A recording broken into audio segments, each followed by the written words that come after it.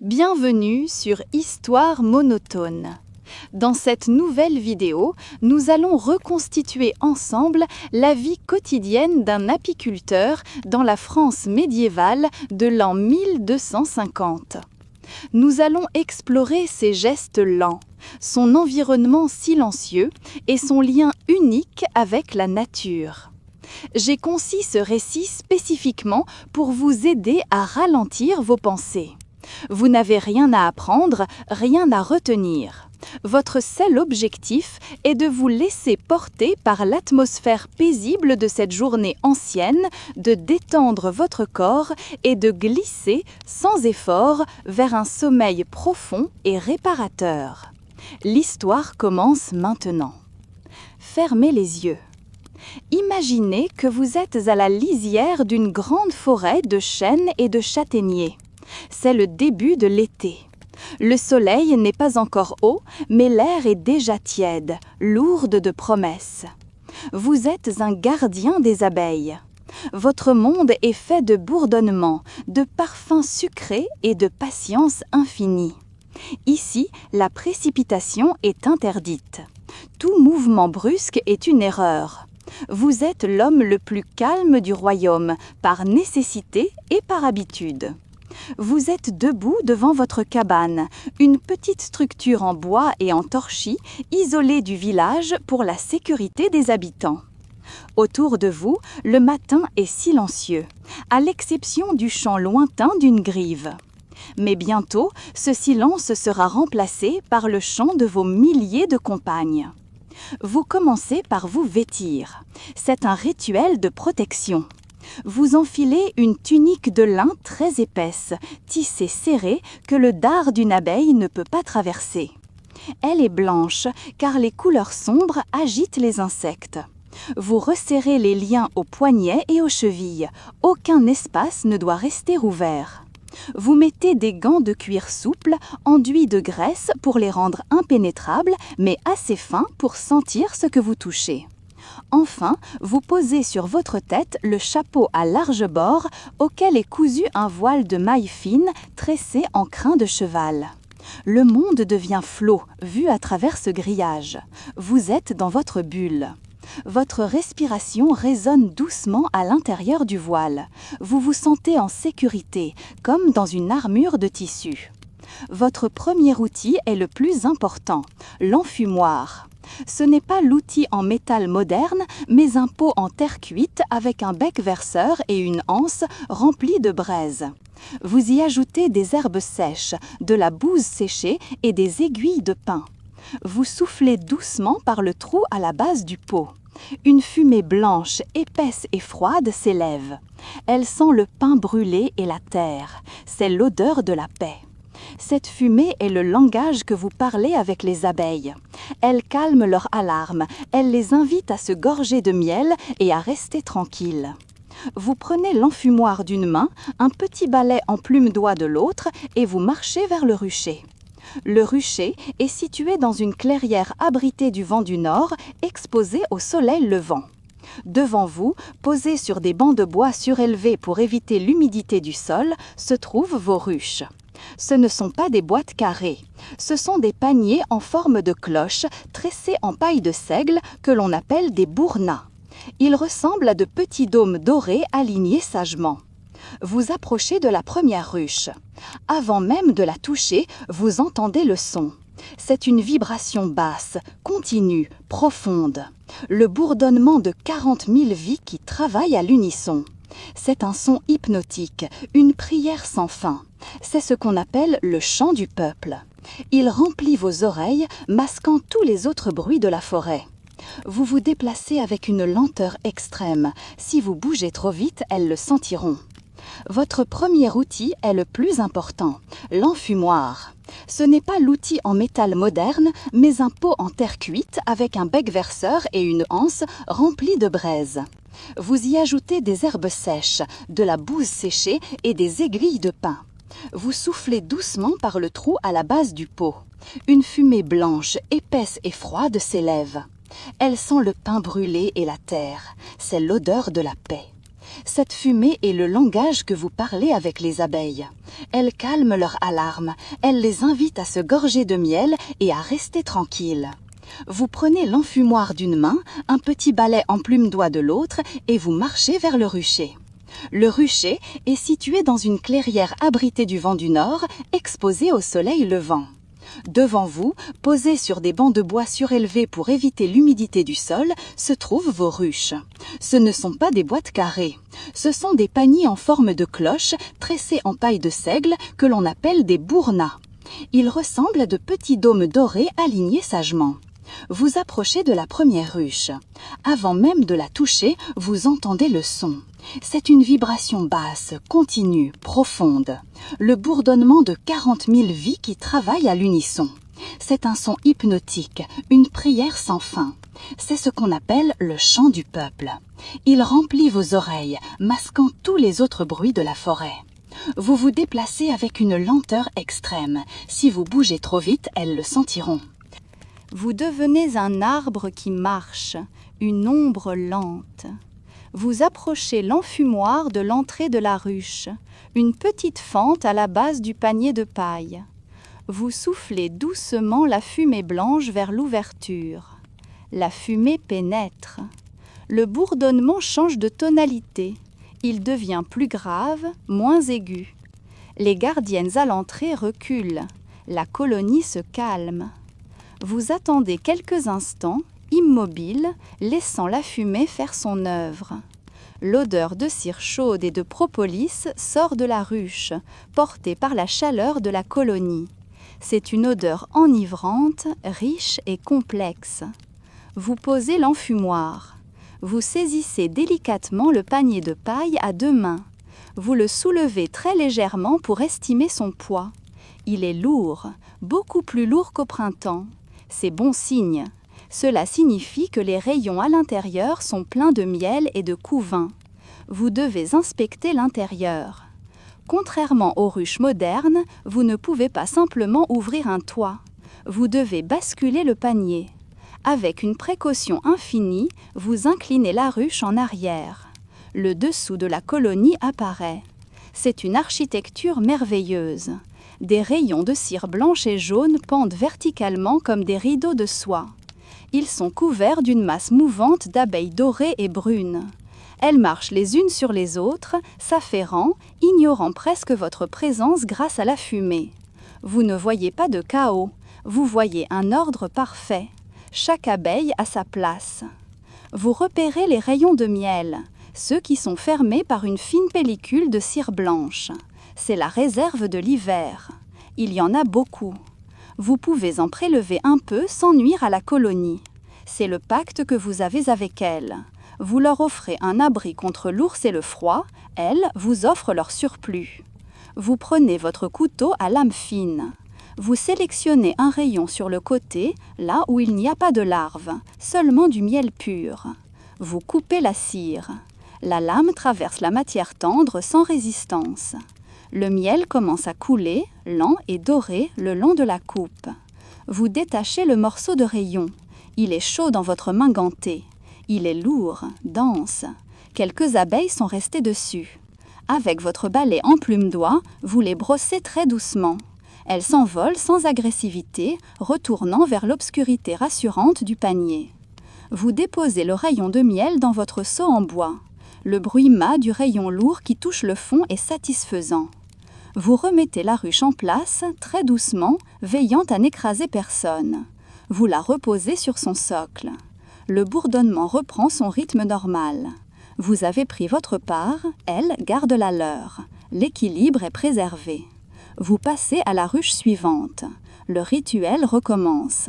Fumer, attente, soupeser, basculer. C'est une danse lente. Vos mouvements sont fluides, continus. Il n'y a pas de pause, pas d'accélération. Juste une présence totale à l'instant. Le soleil monte un peu plus. La chaleur augmente, libérant les effluves de la forêt. L'odeur du miel frais dans votre seau se mélange à l'odeur de la résine des pins. Autour de vous, des centaines d'abeilles volent, allant et venant vers les fleurs. Elles vous contournent, se posent parfois sur votre épaule, repartent. Vous faites partie du paysage, vous n'êtes pas un intrus. Votre respiration est calme, régulière, synchronisée avec vos gestes. Vous sentez la sueur couler doucement sur votre front, sous le voile, mais ce n'est pas désagréable. C'est la chaleur du travail, la chaleur de l'été. Vos bras commencent à sentir le poids des paniers soulevés, une fatigue saine qui s'installe dans vos épaules. Le bourdonnement est partout. Il est en vous, il fait vibrer votre poitrine. C'est un son qui nettoie l'esprit, qui chasse les pensées parasites. Il ne reste que la couleur dorée de la paille, la couleur ambrée du miel et la fumée blanche qui danse dans la lumière. Vous remplissez votre seau. La matinée touche à sa fin au rucher. Il est temps de laisser les abeilles tranquilles et de rentrer pour traiter cette récolte précieuse. Vous quittez la clairière lumineuse pour entrer dans la fraîcheur de votre cabane de travail. C'est une pièce sombre, aux murs de pierre sèche, conçue pour rester fraîche même au cœur de l'été. La transition est brutale pour vos yeux. Après l'éclat du soleil, tout ici semble noir et flou.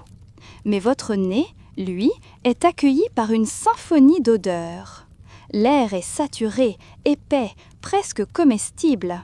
Ça sent le vieux bois, la cire fondue des années passées et, par-dessus tout, l'arôme floral et puissant du miel. Vous posez le lourd seau en bois sur la table centrale. Vous retirez votre chapeau et votre voile. L'air frais caresse votre visage en sueur. Vous retirez vos gants. Vos mains sont libres, prêtes pour le contact direct avec la matière. C'est l'heure de l'extraction. Ici, pas de machine centrifuge, tout se fait par la gravité et la chaleur.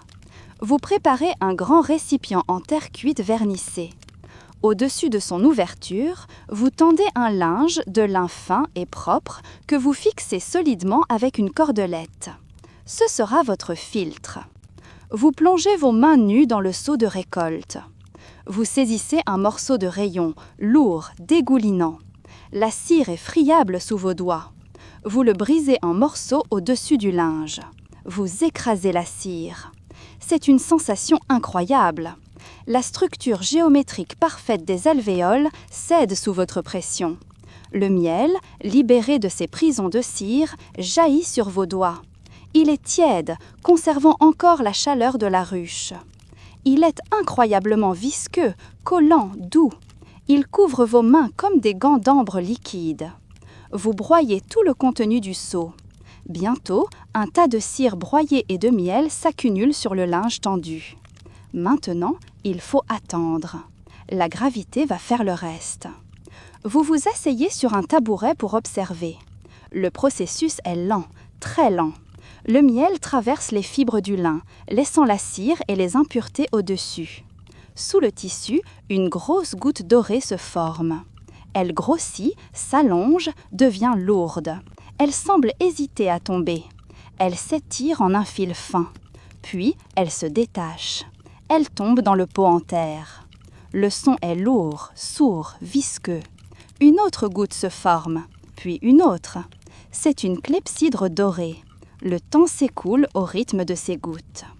Vous regardez le fil d'or liquide. Il brille dans la pénombre. Il se replie sur lui-même en tombant dans le pot, formant des petits monticules qui s'aplanissent lentement. C'est hypnotique. Votre respiration se cale sur ce rythme lent.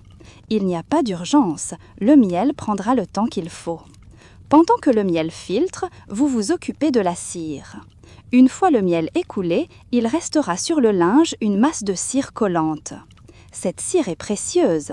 Elle deviendra des bougies pour éclairer les nuits d'hiver ou de longs gants pour les meubles. Vous allumez un petit feu sous un chaudron d'eau.